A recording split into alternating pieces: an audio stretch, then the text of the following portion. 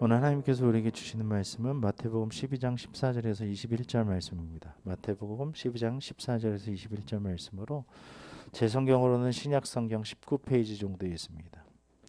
제가 한 절, 여러분이 한 절, 마지막 21절을 함께 읽도록 하겠습니다. 바리새인들이 나가서 어떻게 하여 예수를 죽일까 의논하거늘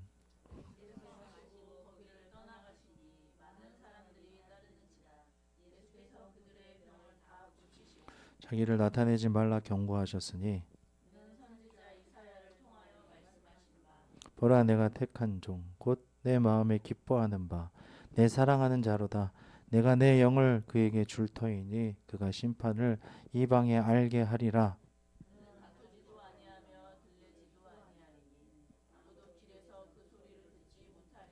상한 갈대를 꺾지 아니하며 꺼져가는 심지를 끄지 아니하기를 심판하여 이길 때까지 하리니 또한 이방들이 그의 이름을 바라리라 함을 이루려 하심이니라. 아멘. 할렐루야. 우리 하나님께 영광의 박수 올려드립시다. 어떤 것을 바라보는 것은 우리가 가치관을 이야기하는 것입니다. 내가 이러한 컨셉으로, 이러한 마음으로, 이러한 어떤 라이프 스타일로 가겠다는 것을 바라보는 것으로 우리가 알 수 있습니다. 그래서 무엇을 추구하는지, 무엇을 바라보는지, 어떤 것들을 생각하고 있는지, 그것을 위해서 향하고 가고 있는지는 그게 가치관을 형성하는 그런 일입니다.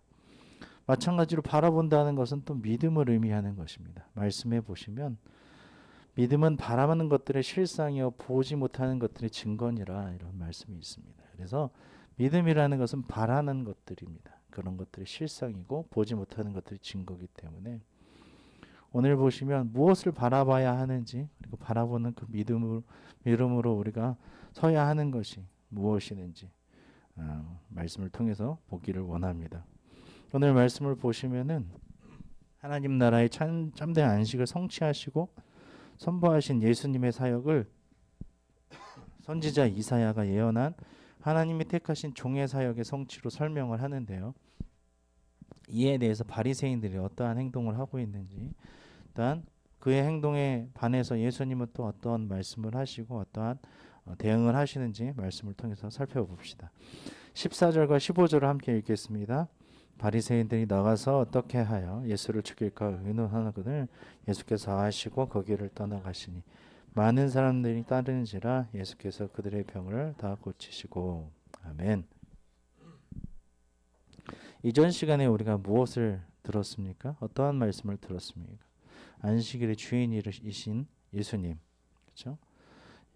하나님은 자비를 원하신다고 하셨습니다. 제사보다 자비를 원하신다. 그렇죠? 하나님의 마음, 하나님의 안식, 그리고 하나님이 정말로 원하시는 것은 무엇인가라는 것들을 우리가 알게 되었어요. 그런데 이것을 듣고 우리 같은 경우에는 그렇지요 하고 깨닫고 변화됩니다. 하지만 고집을 가지고 있었고 자기의 기득권이 있는 사람들은 아니야, 그게 아니야. 저 사람이 잘못된 거야. 예수가 얘기하는 것이 잘못된 거야 하고 극기하는 오늘 14절에 보니까 뭐라고 합니까? 어떻게 하여 예수를 죽일까 의논하거든. 이렇게 말씀하십니다. 이 반응이 완전히 다른 거죠. 바르게 가는 사람들은 핍박을 겪을 수밖에 없다고 예수님 말씀하시죠. 하지만 기득권이 있고 자기 마음대로 살아가는 사람들은 그 사람은 어떻게 핍박을 할까, 어떻게 공격할까, 어떻게 죽일까라고 이렇게 의논하는 것입니다. 예수님께서는 대적하는 자들을 떠나서 15절에 보니까 자기를 따르는 자들의 필요에 응답하고 계십니다. 거기를 떠나가시니 많은 사람이 따르는지라 예수께서 그들의 병을 다 고치시고 이렇게 말씀하십니다. 자신을 대적하는 자들을 예수님이 피하신 것은 그들을 두려워서가 아닙니다. 두려워해서가 아닙니다. 아직 그분이 희생당하실 하나님께로 죽으실 때가 되지 않았기 때문에 그렇습니다. 안식일에 대한 참된 교훈으로 바리새인들의 권위에 맞서신 주님의 목숨이 지금 그들의 손에 위태롭지만 주님은 하나님이 정하신 자신의 시간에 하나님의 때에 죽으실 것입니다.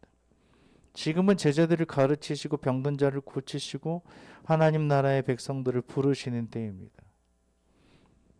이 때를 잘 아는 것이 중요합니다.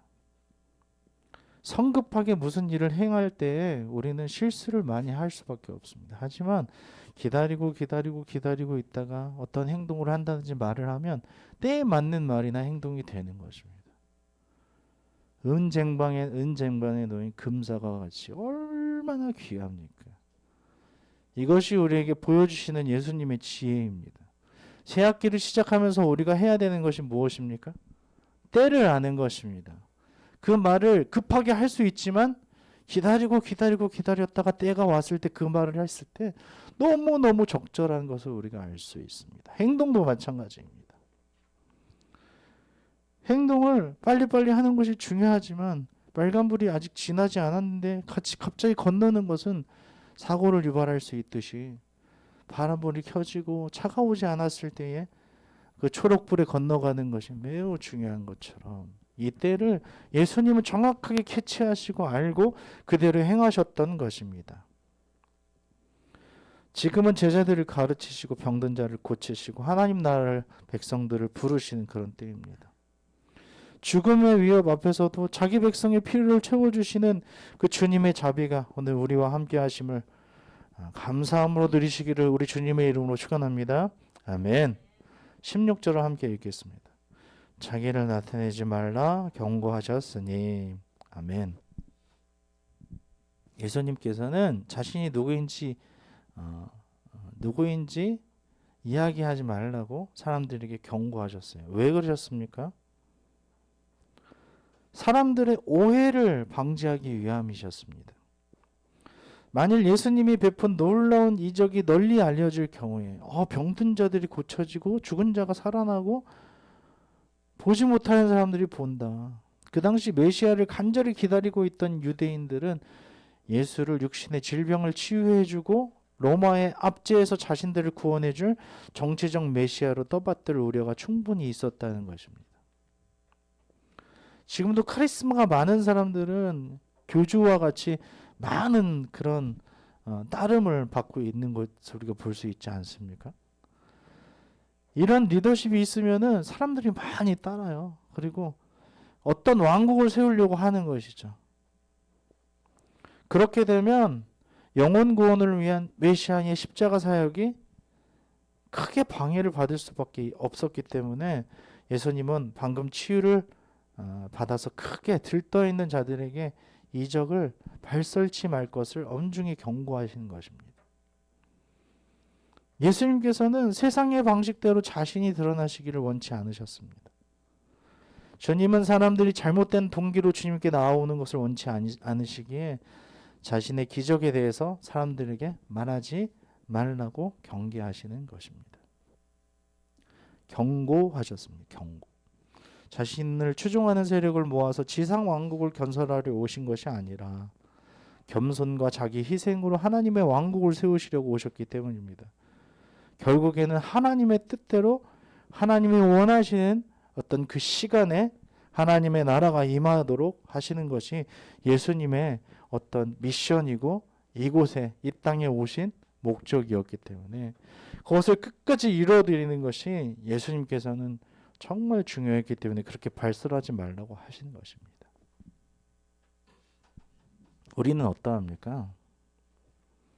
나 응답받았어. 나 병이 고침받았어. 막 이렇게 얘기하고 소문내고 다니는 것은 적절치 않다는 것입니다. 그 사람에게 주신 하나님의 뜻은 감사함으로 받아들이는 것입니다. 그리고 소중히 간직하는 것입니다. 막 소문내라고 있는 것이 아닙니다. 하나님의 뜻은요, 선명하십니다. 우리를 향하신 하나님의 뜻이 무엇입니까?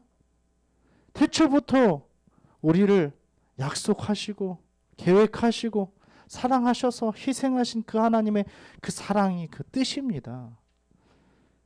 그 사랑을 널리 알리고 우리도 부활의 소망을 가지고 하나님 앞에 살아가는 것이지. 하지만 난 이걸 뭘 해야 돼, 저걸 해야 돼, 이걸 해야 돼. 선명하게 보여주시는 것이 아니라 명명백백하게 하나님께서 우리에게 복음을 전해주신 대로 하나님의 뜻을 누리는 것입니다. 하지만 그때 당시와 마찬가지로 나 병 고침 받았어. 나 눈을 뜰 수 있어. 나 오늘 건강해졌어. 하나님께서 나에게 임하셨어.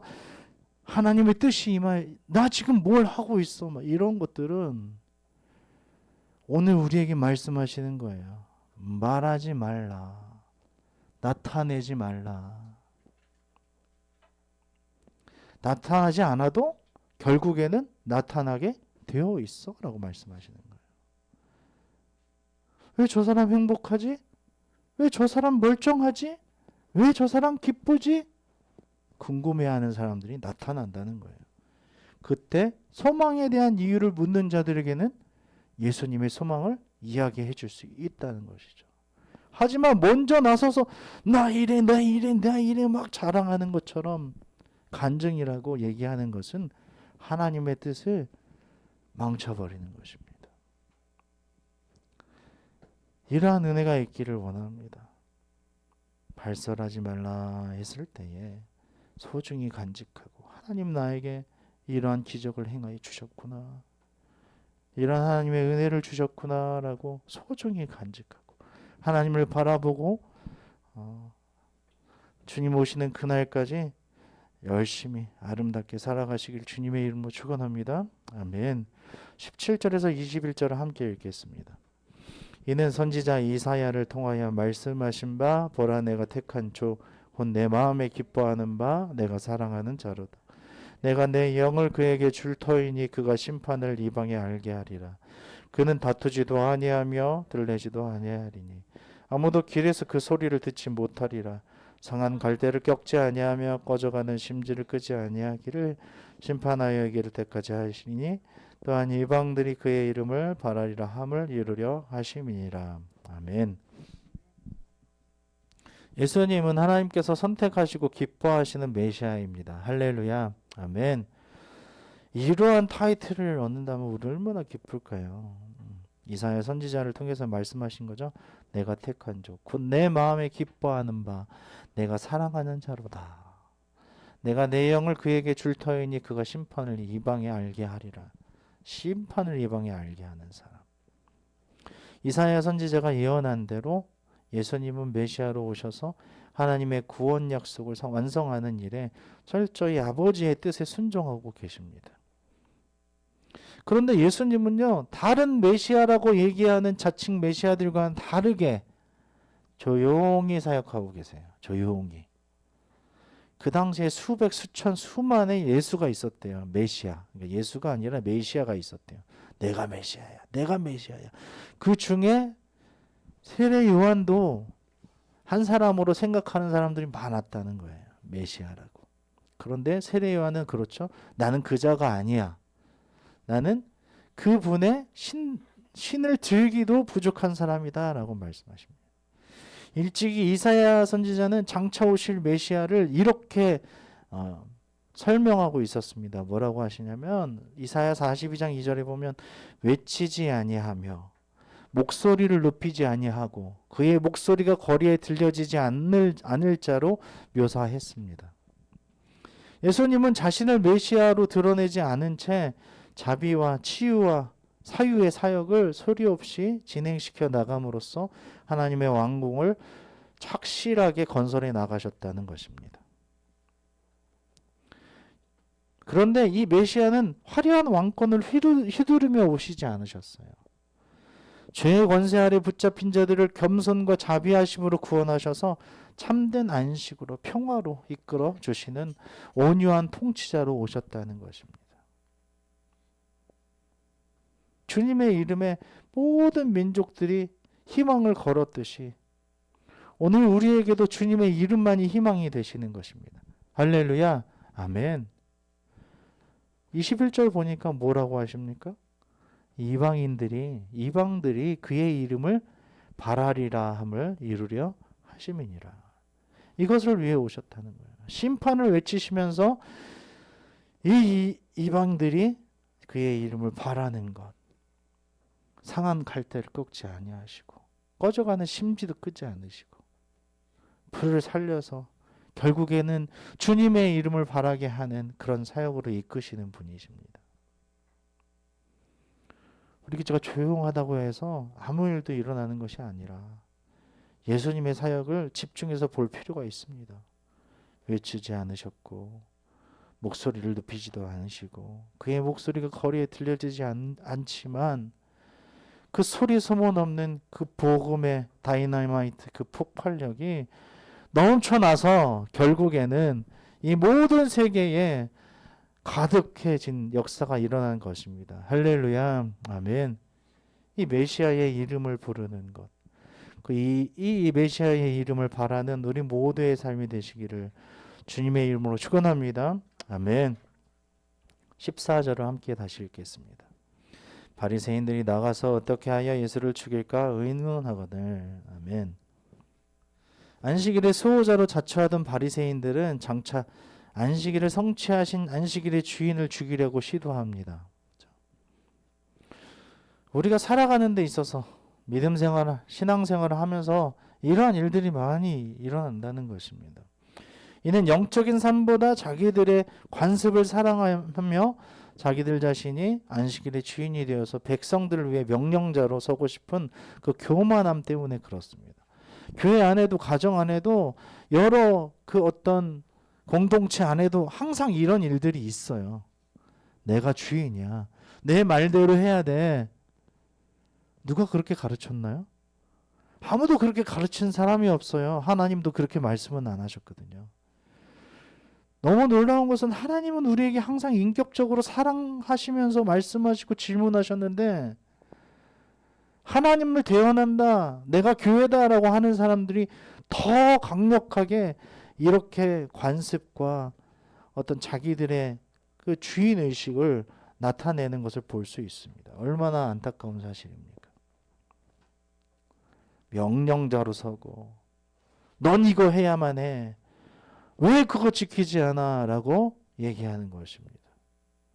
왜 10분이나 주일날 예배 드리는데 이렇게 늦게 오고 오지도 않고 그리고 주일 성수를 하지 않는 거 이거 너 잘못된 거야. 11조 왜 안 드려? 감사한 거 왜 안 드려? 수요 예배 왜 안 나와? 새벽 예배 왜 안 나와? 이런 어떤 고지식한 이 여러 가지의 관습들, 이것은 우리가 버려야 한다는 것입니다. 저도 가지고 있는 것이 있습니다. 꼭 이런 건 해야지 하는 그런 어떤 고정관념이 있었다는 것입니다. 하지만 하나님께서는 오늘 그 말씀을 하시는 거예요. 바리새인들의 그 마음을 버려라. 예배를 위해서 무엇을 하는 것보다 더 중요한 것은 하나님의 자비를 실천하는 것이다 라는 것을 저에게 이번 주에 말씀하고 계셨다는 것입니다. 우리 교회와 가정의 모습은 어떠합니까? 그리스도가 아니라 의식과 전통을 준수하는 데 모든 소망을 두려는 그 어리석음을 피하시기 바랍니다. 안식일의 주인이시며 우리의 삶의 주인이신 주님의 이름을 바라시며 사시기를 우리 주님의 이름으로 축원합니다. 아멘. 오늘 무슨 말씀을 하고 계십니까? 어떠한 것이든 간에 막 드러내려고 하지 말라고 하시죠. 내가 교회 다니는 거, 은혜 받은 거, 또 하나님의 뜻이 이루어지는 것들 경고하십니다. 그리고 어떤 것이 아니라 그리스도께서 우리에게 오신 것이 무슨 의미인지, 그리고 그의 이름을 바라는 삶은 어떠한 삶인지 오늘 말씀을 통해서 배웠으면, 또 깨달았으면 그대로 실천하며 살아가기를 원합니다. 저부터도 내가 무엇을 맡고 있지? 예수님의 그 이름을 바라는 데 있어서 걸림돌이 무엇인지를 한번 일주일간 생각해 볼 것입니다. 또 내가 계속해서 이야기하고 있는 것은 무엇이지? 주님보다 앞서 있는 것이 무엇인지를 생각하면서 우리의 유익이 아니라 주님을 따르면서 하나님 나라를 건설을 하고 주님이 행하셨던 그 조용한 사역들, 하나님 나라를 이 땅에 오게 하시는 그 사역들이 무엇인지 깨달으며 일주일간을 행복의 삶으로서 살아가시기를 주님의 이름으로 축원합니다. 아멘.